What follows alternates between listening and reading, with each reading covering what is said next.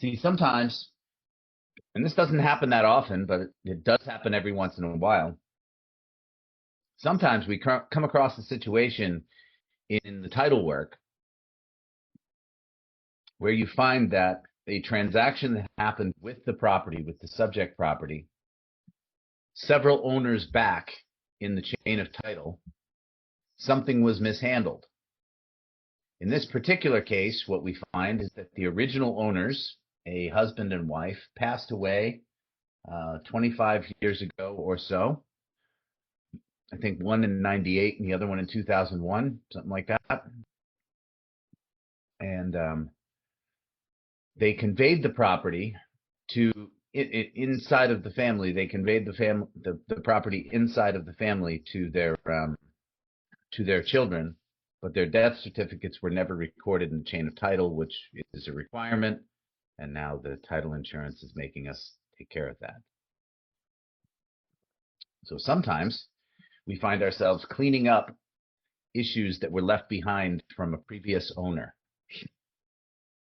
Sometimes it's not even the owner that sold it to the current owner. Sometimes it's 2 or 3 owners back. It really depends. This is a lot more convenient when it's the type of property that hasn't changed hands very many times. Around here in the Tampa Bay area, it's a very common thing for people to buy a property, sell it 2 years later, move on, and then the next person also sells it 2 years later. So you could have a property change hands without really being alarming, without really being abnormal or out of the ordinary for this geographical area. You could have a property change hands 4 or 5 times in a decade. So, and then there's other places you could go to, especially more country areas, where you could find that, the current owner is the great-great-grandchild of the person who built the property 140 years ago, and only that family has owned it since. 2 very extreme differences. Those are 2 very extreme differences in terms of how those properties are handled, though, too, because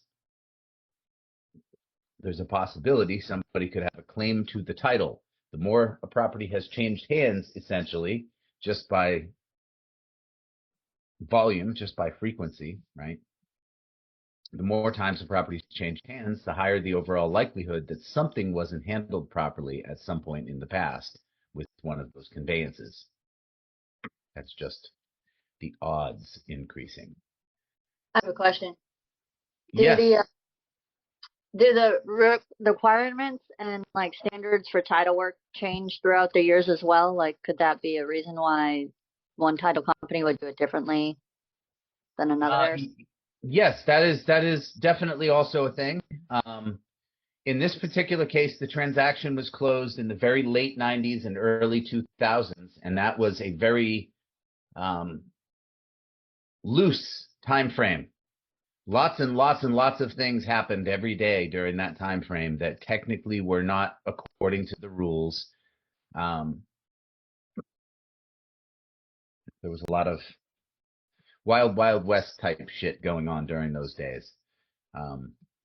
This is kind of during the time frame when mortgages required nothing but a pulse to obtain one. So they kind of figured, hey, if we're going to be this sloppy in our underwriting guidelines, our credit underwriting guidelines, we might as well be equally sloppy in our title underwriting guidelines. Problem is, sometimes you end up needing a signature from somebody who no longer exists. Or sometimes you end up needing corrective documents recorded. Maybe the documents were recorded, but they weren't prepared properly. And you need something corrected, and the people involved that you would need a corrective signature from are no longer available.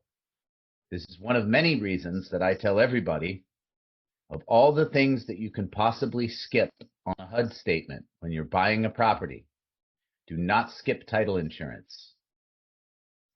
Title insurance is your friend, because title insurance would actually take care of